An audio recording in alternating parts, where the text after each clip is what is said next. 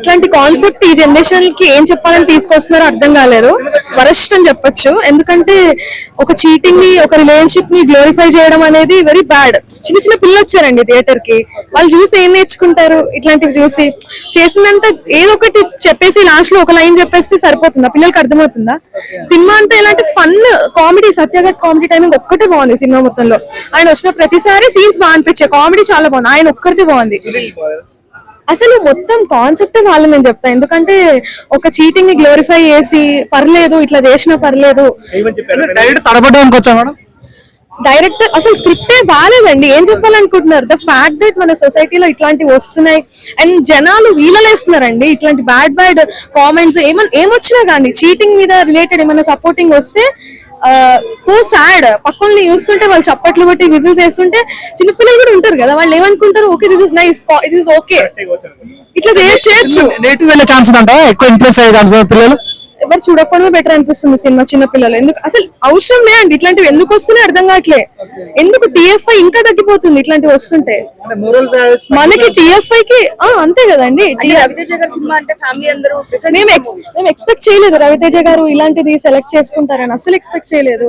Very very sad and disappointing. చిన్న చిన్న పిల్లలు ఉన్నారు.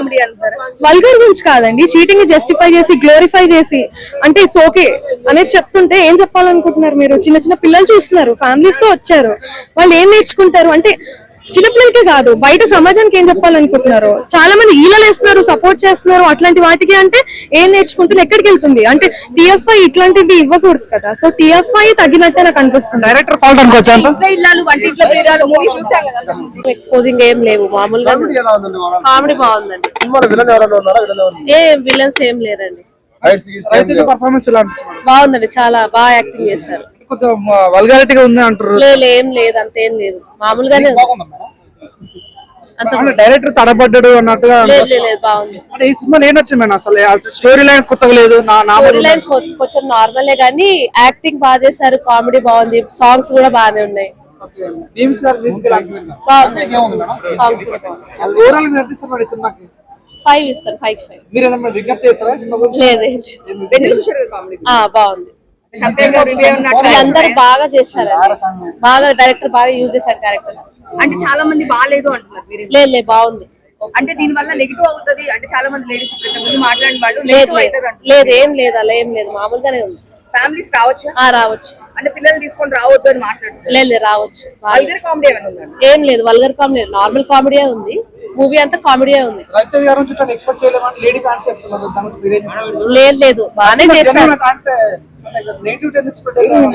ఏం లేదండి, అలా ఏం లేదు. నెగటివిటీ ఇక వాళ్ళ ఒపీనియన్ వాళ్ళది ఉంటది, మన ఒపీనియన్ మనది. బ్యాక్ హిట్ పడుతుంది పక్క. 5 ఇస్తాను. నమస్తే అన్న, రవితేజ గారి భరత మహాశయ విజ్ఞప్తి, మీరేం విజ్ఞప్తి చేసి సినిమా బాగుందా లేదా? సినిమా ఎలా ఉందంటే రెగ్యులర్ ఆడియన్స్ కి above average movie, but families కి ఏమన్నా కనెక్ట్ అయితే మాత్రం వెళ్ళిపోతున్నాడు ఎక్కడ ఆగదు. ఎందుకంటే కొన్ని సీన్స్ అలా ఉన్నాయి. ఫస్ట్ హాఫ్ మనకి చాలా బాగా అనిపిస్తుంది, ఎందుకంటే సత్య గారి కామెడీ హైలైట్ సినిమా. సత్య గారి కామెడీ చాలా అంటే చాలా బాగుంటుంది, ముఖ్యంగా సునీల్ గారి కామెడీ కూడా చాలా బాగుంటుంది ఫస్ట్ హాఫ్ లో. అలాగే రవితేజ గారు, సునీల్ గారు అండ్ సత్య గారు ముగ్గురు కలిసి ఫస్ట్ హాఫ్ నెక్స్ట్ లెవెల్ లో పెట్టారు. ఫస్ట్ హాఫ్ ఎక్కడ మనకి మైనస్ ఉండదు, కామెడీగా కొంచెం సస్పెన్స్ గా మనకి వెళ్ళిపోతుంటది, బోర్ అయితే కొట్టదు. బట్ సెకండ్ హాఫ్ వచ్చేవాళ్ళకి ఏంటంటే ఒక సీన్ అనేది రివీల్ అయిపోతే నెక్స్ట్ ఏం జరుగుతుందో చెప్పేసుకోవచ్చు. అంటే కొన్ని సీన్స్ రిపీటెడ్ గా ఉన్నాయి అనమాట. సో ఆ విధంగా ఏంటంటే కొన్ని మిక్స్డ్ సినిమాలు చూస్తున్న ఒక ఫీల్ అయితే వస్తుంది, అది కొంచెం బోర్ ఫీల్ అవుతుంది. కానీ మళ్ళీ క్లైమాక్స్ లో ఒక డైలాగ్, అంటే క్లైమాక్స్ ఇంతే, ఇంకా క్లైమాక్స్ లేదు సినిమాకి, అలా వదిలేసి రేసి ఎవరికి జడ్జిమెంట్ అనేది లేదు. ఏంటంటే పక్కన మాట వింటే సంకనాకపోతే నీ మాట నువ్వే నాలే, నువ్వే ఎక్కడికైనా ముందుకు వెళ్ళాలి, బాగుపడతా అనే ఒక మెసేజ్ ఏదో ఇచ్చినట్టు రెండు డైలాగ్ చెప్పి సినిమా ముగించేస్తారు. మెయిన్ ఫీల్డ్ ఏదైనా చెప్పుకోవాల్సిన విధంగా ఉందంటే భీమ్స్ బీజియం అయితే మాత్రం సినిమాకి హైలైట్ అనమాట. మెయిన్ ఫీల్డ్ అని చెప్పుకోవచ్చు, చాలా బాగా కొట్టాడు బీజియం మాత్రం. సాంగ్స్ కూడా పర్లేదు, చూసినంతసేపు రామరామన్ సాంగ్ బాగా ఎంజాయ్ చేసాం. డీజే రిమిక్స్ ఆ ట్రాక్ కూడా చాలా బాగా వర్కౌట్ అయింది. కానీ కొన్ని బీజియం అయితే మాత్రం ఎంజాయ్ చేస్తారు సినిమా. సో ఆ విధంగా అయితే ఇక్కడ భీమ్స్ చాలా బాగా ఇచ్చాడు. ఇంకోటి ఏంటంటే కిర్షా తిల్మర్ గారు ఏదైతే రాసుకున్నారో స్టోరీ లైన్, అది లొడ్డిగా రాసుకున్న స్క్రీన్ ప్లే మాయ చేయాలనుకున్నారు. అది ఫస్ట్ హాఫ్ లో వర్కౌట్ అవుతుంది, కానీ సెకండ్ హాఫ్ లో కొంచెం పేరుగా తేలిపోతుంది మనం.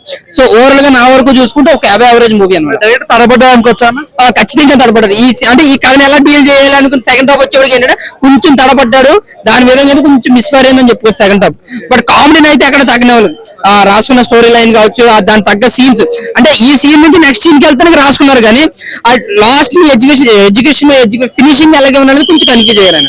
దానివల్ల ఏంటంటే కొంచెం అబౌవ్ యావరేజ్ దగ్గర ఉండిపోయింది సినిమా. సో ఓవరాల్ నా వరకు సంక్రాంతికి వచ్చింది కాబట్టి రవితేజ గారు గత సినిమాలు చాలా పేలుగా తేలిపోయినాయి కాబట్టి ఇట్స్ బెటర్ మూవీ, హిట్ అయ్యే అవకాశం ఎక్కువ ఉంది. మనకు సంక్రాంతి మూసి వచ్చిన రాధేశాపు, మనసింహ వరప్రసాద్, ఇప్పుడు ఇది. సో ఈ మూడిట్లో జెన్యూన్ చెప్పండి, ఏది బాగుంది? యాజ్ ఏ ప్రభాస్ ఫ్యాన్ గా చెప్పండి, ఏది బాగుంది? అనే ఒకటన్నా నేను చెప్పొచ్చింది ఏంటంటే శంకర్ వరప్రసాద్ మన భక్తమాసాన్ని విజ్ఞప్తి రెండు ఒకటే. బట్ ఇంకా రాజేశాప్ అంటాం అది కూడా ఇలాగలాగా ఉంటది కాబట్టి వేరే జోనర్ కాబట్టి రెండు సపరేట్ చూడాలి. ఈ రెండు ఒకలాగా ఉన్నాయి, ఇది సపరేట్ గా ఉంది. సో ఓవరాల్ గా అయితే 3 సినిమాలు ఒకసారి చూసే సినిమాలు అన్న. ఏది హిట్ అంటావు? ఏది హిట్ అంటే చెప్పలేం, ఏదో 3 నాకు అంతంది మాత్రమే. ఏది రిపీట్ గా చూసే సినిమాలు అయితే కాదు, వాళ్ళ ఫ్యాన్స్ నచ్చి లేదా అందులో ఎక్కువ కామెడీ నచ్చి చూసే విధంగా అది ప్రేక్షకులను బట్టి ఉండదు. కానీ నా వరకు అయితే 3 ఒక్కోసారి చూసి ఎంజాయ్ చేసే సినిమాలు అన్న. భరత మహాశయ విజ్ఞప్తి ఎంత ఇస్తారు రేటింగ్? రేటింగ్ వరకు చూసుకుంటే 275 ఇస్తాం. భరత మహాశయ విజ్ఞప్తి సినిమా ఇప్పుడు సంక్రాంతి బరి నుంచి రన్అట్ అయింది అనుకోవచ్చా? ఖచ్చితంగా అన్న, ఎందుకంటే ఆ టైటిల్ కి దానికి సంబంధం లేదు యాక్చువల్ గా, అట్లాగే తీస్తారు cinema. So average movie, so కానీ చూడొచ్చు. అంటే మీకు అంటే సినిమాలో ఏం మైనస్ అయింది, అంటే ఎక్కడ మీకు డిసప్పాయింట్ అయిందంటే ఇప్పుడు ఎలా చెప్పాలి మీకు, లాస్ట్ లా ఈ సీరియల్ కామెడీలు అన్ని ట్రై చేశారు కామెడీ పండించడానికి, కానీ అంత వర్కౌట్ కాలేదు. రవితేజ అంటే ఒక ఎక్స్పెక్టేషన్స్ ఉంటాయి, కానీ ఆ ఎక్స్పెక్టేషన్స్ పెట్టుకుని మూవీలకి రాకండి దయచేసి. సో అన్ని మూవీస్ చూడండి. మన వరశంకర్ మన మెగాస్టార్ గారి సినిమా వచ్చింది, సూపర్ హిట్ అయింది. సో నెక్స్ట్ పులిశెట్టి, నాకు తెలిసి అది హిట్ అవుద్ది అనుకుంటున్నాను. ఆయన శర్వానంద్ కూడా ఉంది, ఆయన మావాడు ఏమో చెప్పలేం, కానీ పులిశెట్టి మట్టికి నాకు తెలిసి హిట్ అవుద్దని నేను 100% నమ్ముతున్నాను. ఆయన అలా ఉంటది యాక్చువల్ గా. మనం దాన్ని చూసాం ఆల్రెడీ రివ్యూలో, రివ్యూ అంటున్నాను, ప్రమోషన్స్ చూసాం, చాలా బాగుంది అది మంచిగా. అంటే ఈ సినిమాలో క్లైమాక్స్ అంత లేదు, డైరెక్ట్ తడబడ్డాడు అంటారు, మీరేం చెప్తారు కిషోర్ గురించి? అదే చెప్తా కదన్నా, యావరేజ్ ఫిల్మ్, డైరెక్టర్ అన్ని తడబడ్డాడు, కానీ కష్టపడ్డారు యూనిట్. మహేష్ మన రవితేజ గారు కష్టపడ్డారు యూనిట్, చూడొచ్చు. సంక్రాంతి బల్లో అయితే నిలవదు మూవీ, క్లీన్ డక్అట్ అయింది అనుకోవచ్చా? డెక్అట్ అయిందని అనకూడదు అన్న, అందరూ రావాలి. సినిమాలు అన్ని హయ్యర్ ఎక్స్పెక్టేషన్ పెట్టు, అదే చెప్తున్నా. ఫైనల్ గా సినిమాలకి హయ్యర్ ఎక్స్పెక్టేషన్ పెట్టుకుని సినిమాలకి రాకండి దయచేసి. సో సినిమాలో చూడండి, అది అన్న చెప్పినట్టు సినిమాలో చూడండి అంతే, అంతకు మించి ఇంకేం కాదు. సినిమా బాగుంటే ఎందుకు బాగుందో చూడండి, బాగాలేకపోతే ఎందుకు బాగాలేదో చూడండి, మొత్తానికి సినిమా చూడండి అంతే. సినిమాకి రావడం జరిగింది, సినిమా సూపర్ హిట్. రవితేజ చరిత్రలోనే రికార్డ్ బ్రేక్ ఈ సినిమా, ఎందుకంటే ఫ్యామిలీ ఓరియంటెడ్. రవితేజ మధ్యలో ఒక డైలాగ్ చెప్తాడు, ఈ ఫైటింగ్లు ఇవన్నీ చేసి బోర్ కొట్టేసింది, సో ఫ్యామిలీ మూవీ చేద్దామని అనుకున్నాను, అందుకని ఈ స్టోరీ తీసుకున్నాను అని చెప్పాడు. ఈ స్టోరీకి తగ్గ యాప్ట్ ఉంది. సినిమా full length comedy. Vennela Kishore లేదండి, అసలు ఆ సినిమా బాగాలేదు అనే అన్నాళ్ళకి సినిమా సెన్స్ లేదంట. లేదు అసలు వల్గర్ ఎక్కడ కామెడీ ఉంది, అంత న్యాచురల్ కామెడీయే కదా. ఫ్యామిలీలో ఎలా ఉండాలి ఏంటనేది అంతా క్లియర్ కట్ గా చూపించాడు. ఇందులో చిన్నపిల్లలు బాధపడాల్సిన, చిన్నపిల్లలు చూపించుకునే సబ్జెక్ట్ ఏం లేదు కదా. Family oriented full length comedy. అంటే ఈ రోజుల్లో భార్య భర్తలు ఎలా ఉండాలి, భర్త మిస్అండర్స్టాండింగ్, భార్య మిస్అండర్స్టాండింగ్ అయితే ఏమవుతుంది అనే దాని గురించి స్టోరీ చెప్పారు, కానీ సినిమా చూడకూడదు అనేది ఏం లేదు. Climax highlight. అసలు సినిమాకి క్లైమాక్స్ లేదనే మాట ఉత్తమ మాట. సినిమాకి క్లైమాక్సే హైలైట్. కామెడీ గానీ ఏదన్నా కానీ రవితేజ చరిత్రలో నాకు తెలిసినంత వరకు స్టార్టింగ్ నుంచి ఇప్పుడు వెంకీ నుంచి ఇప్పటి వరకు చూసుకుంటే అసలు బెటర్ కామెడీ, అసలు బీభత్సమైన కామెడీ. రవితేజ ఫీలింగ్స్ గానీ, యాక్టింగ్ గానీ, వెన్నెల కిషోర్, సత్యాది, హయతిది అందరి కామెడీ చాలా బాగుంది. పిల్లల్ని తీసుకురాకూడదు అనేది లేదు, ఇంకా పిల్లలు ఎంజాయ్ చేస్తారు. డైరెక్టర్ తడబడ్డాడు, సరిగా హ్యాండిల్ చేయకపోయినట్టు మరి అసలు లేదు, చాలా బాగా చేశాడు డైరెక్టర్ది ఏ మాత్రం తప్పులేదు. మ్యూజిక్ కూడా బాగుంది. ఫుల్ లెంత్ మూవీ అబ్బా. ఈ సంక్రాంతికి ఫుల్ మీల్స్, కోడి పందాలు చూడాలంటే ఇలాంటి సినిమాలకు రావాలి. నిన్న చిరంజీవి గారు హిట్ కొట్టారు, ఈ రోజు రవితేజ హిట్ కొట్టాడు, రేపొద్దున శర్వానంద్, ఆ తర్వాత నవీన్ పులిశెట్టి. సినిమాలు వరుసనే ఉన్నాయి. ఈ సంక్రాంతి అయితే అందరికి ఫుల్ మీల్స్ అబ్బా. పండగ బాగా బ్రహ్మాండంగా చేసుకోవచ్చు.